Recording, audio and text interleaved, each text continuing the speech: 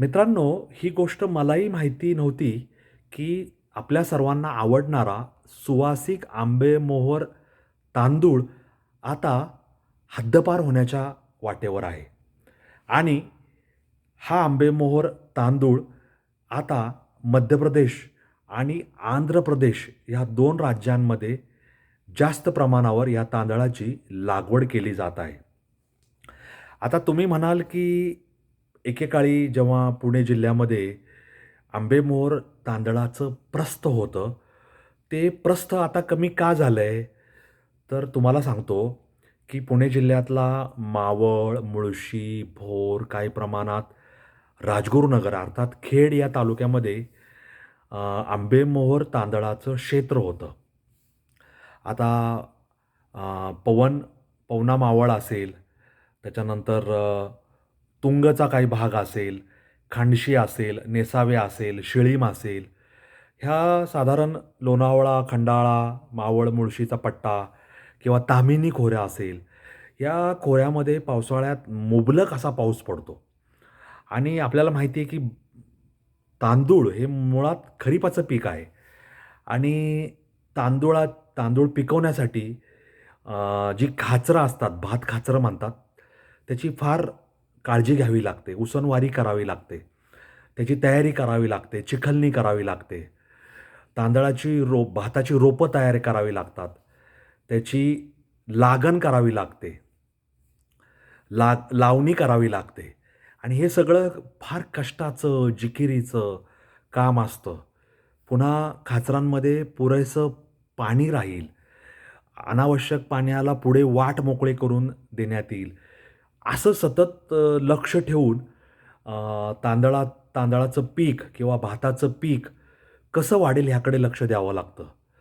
आणि तांदळाचा म्हणजे लावणी ते प्रत्यक्ष पीक काढण्याचा कालावधी फार मोठा आहे. त्यामुळे जमिनी अधिक काळ तांदळाच्या पिकाखाली अडकलेल्या राहतात. अनेक पिकं घेता येत नाही सलग आणि तांदळाचं पीक जेव्हा तयार होतं, तेव्हा तांदूळ काढणे, कापणी करणे, साठवणी करणे, त्याच्यानंतर ते तांदूळ झोडणे, साळ मोकळी करणे, साळ पोत्यांमध्ये भरून ठेवणे, बाजारात नेणे किंवा घरासाठी खाण्यासाठी तांदूळ करायचा असेल, तर साळ सडून आणणे, सडणे ह्या सगळ्या प्रक्रिया केल्यानंतर तांदूळ मिळतो आणि तांदूळ शिजवला की त्याचा भात तयार होतो. आता मावळ, मुळशी हे कमर्शियलदृष्ट्या, व्यावसायिकदृष्ट्या पुढारलेले तालुके आहेत.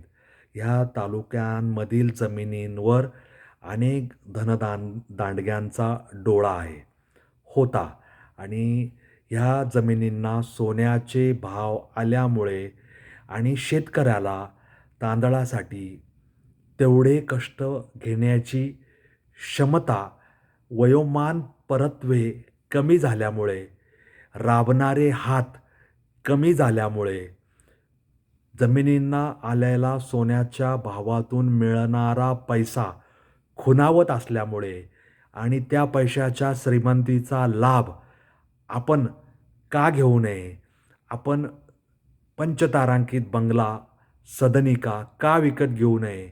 गळ्यात, हातात सोन्याचे दागिने घालून उच्च प्रतीच्या चांगल्या कारमधून का फिरू नये?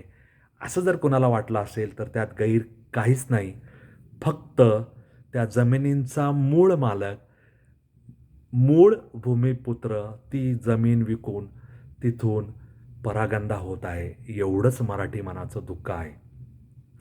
गेल्या 20-25 वर्षांपासून शहरीकरणाचा परीघ वाढत आहे, विस्तारत आहे आणि त्यामुळे शेती व नाविकास ह्या शेऱ्याखाली अडकलेली जमीन मोकळी करून रहिवाशीकरण, नागरीकरणाचा घाट घातला जात आहे. त्यामुळे कधीकाळी तिथे बैल बारदाना, ढोरं, गाई, शेळ्या, मेंढ्या असलेला परिसर हा कालांतराने उंच टॉवर्सचा, बंगल्यांचा, निवासीकरणाचा होत आहे आणि असं जर भोर मुळशी मावळ पट्ट्यात होत असेल तर आंबेमोहोर तांदूळ कसा काय शिल्लक राहणार? तो नामशेष नाही होणार तर काय होणार? त्यामुळे आंबेमोहोर, सुवासिक आंबेमोहोर तांदूळ का नामशेष झाला आहे? हा प्रश्न आता गैरलागू आणि अप्रस्तुत ठरत आहे, असं मला वाटतं. आता कुठून तरी आंबेमोहोर तांदूळ जर नामशेष होत असेल, तर ज्या पट्ट्यात भात हेच अन्नाचं मुख्य साधन आहे, तिथून त्याला मागणी वाढणं क्रमप्राप्त आहे. त्यामुळे मध्य प्रदेश आणि आंध्र प्रदेश ह्या राज्यांनी आंबेमोहोर तांदळाची लागवड मोठ्या प्रमाणात करायला सुरुवात केलेली आहे. आणि तेथील आंबेमोहोर तांदळाला सुद्धा मोठ्या प्रमाणावर देशभर मागणी आहे. आणि आंबेमोहोर तांदळाच्या सुवासिकपणामुळे त्याचे दर हे नेहमी चढे राहिलेले आहेत. आणि निर्यातदारसुद्धा आंबेमोहोर तांदळाची खरेदी करतात. त्याच वेळेस सर्वसाधारण बाजारपेठेपेक्षा सुद्धा 25 ते 30% जास्त दर आंबेमोहोर तांदळाला जरूर मिळतो. आता घाऊक बाजारात आंबेमोहोर तांदळाच्या प्रति क्विंटलचे दर हे 12 ते 14,000 रुपयांपर्यंत असायचे आणि ते कदाचित 15,000चा सुद्धा टप्पा ओलांडतील अशी एक शक्यता आहे. कारण त्या तांदळाला मागणी वाढत चाललेली आहे. आणि हे मी सांगत नाही आहे, तर तांदळाचे जे पिढ्यानपिढ्यांचे व्यापारी आहेत त्यांनी ही माहिती दिलेली आहे. सुवासिक आंबेमोहोर तांदूळ हा तांदळांचा राजा म्हणून ओळखला जातो आणि महाराष्ट्रात पुणे जिल्ह्यात ह्या तांदळाला खूप जास्त मागणी असते. पुणे, मुंबई, ठाणे परिसर तर सुवासिक आंबेमोहोर तांदळाचा प्रमुख असा काय म्हणतात त्याला प्रमुख स्वीकारणारा घराघरांमध्ये स्वीकारला जाणारा तांदूळ आहे. साधारण आपल्या इथे बासमती, आंबेमोहोर, इंद्रायणी, सुरती कोलम या तांदळांपैकी आंबेमोहोर तांदळाला सर्वात जास्त मागणी असते. आणि आंबेमोहोर तांदळाचे दर हे फार कमी होण्याची शक्यता जवळपास नसतेच नसते.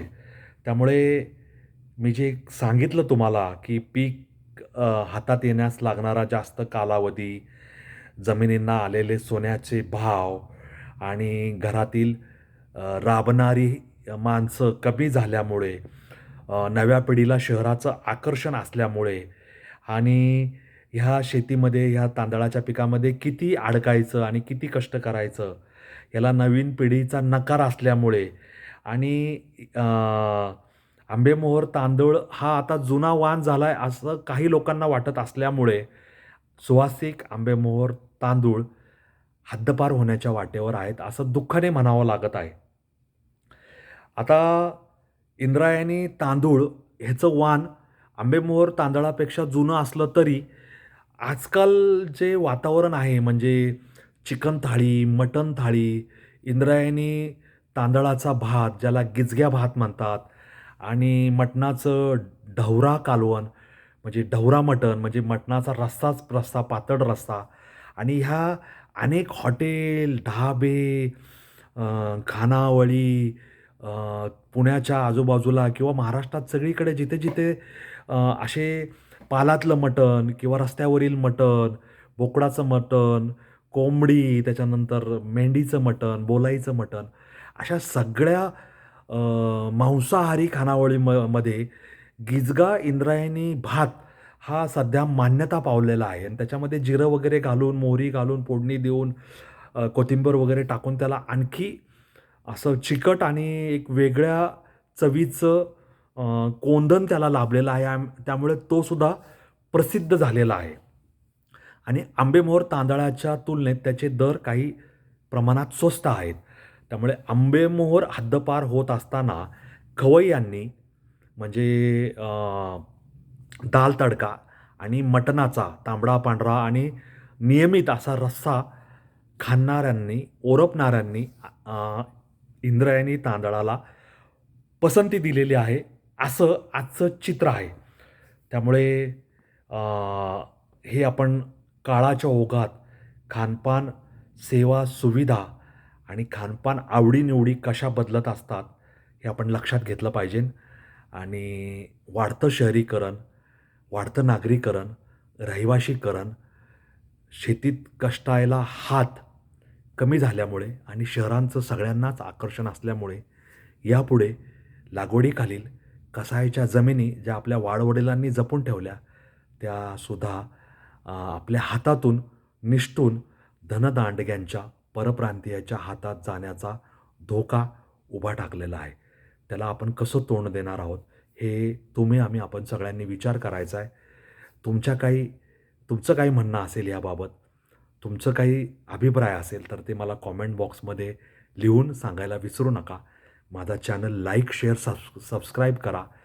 मित्रपरिवार, आप्तजन, स्नेहीजन, नातेवाईक सगळ्यांच्या व्हॉट्सअप अकाउंटला माझा चॅनल शेअर करायला विसरू नका. माझ्या चॅनलची लिंक कॉपी पेस्ट करून त्यांच्या व्हॉट्सअप अकाउंटला पाठवा. ह्या चॅनलची लिंक ही मोफत उपलब्ध आहे आणि त्याच्या एवढी चांगली भेट तुम्ही दुसरी कुठली देऊ शकत नाही असं मला वाटतं. अनवट वाटेवरचे वेगळे विषय असे पाहण्यासाठी, ऐकण्यासाठी माझ्या चॅनलला जोडलेले राहा. एवढीच माझी तुम्हाला प्रार्थना आहे. धन्यवाद. जय हिंद, जय महाराष्ट्र, वंदे मातरम, जय श्रीराम, जय जगन्नाथ, जय सनातन. धन्यवाद.